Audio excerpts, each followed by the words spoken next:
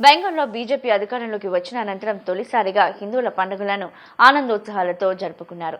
హౌరా హుగ్లీ నదిలో మొదటిసారిగా నౌక విహార దర్శనం భక్తి శ్రద్ధలతో నిర్వహించారు. వేలాది మంది హిందువులు ఈ పండుగలో పాల్పంచుకున్నారు.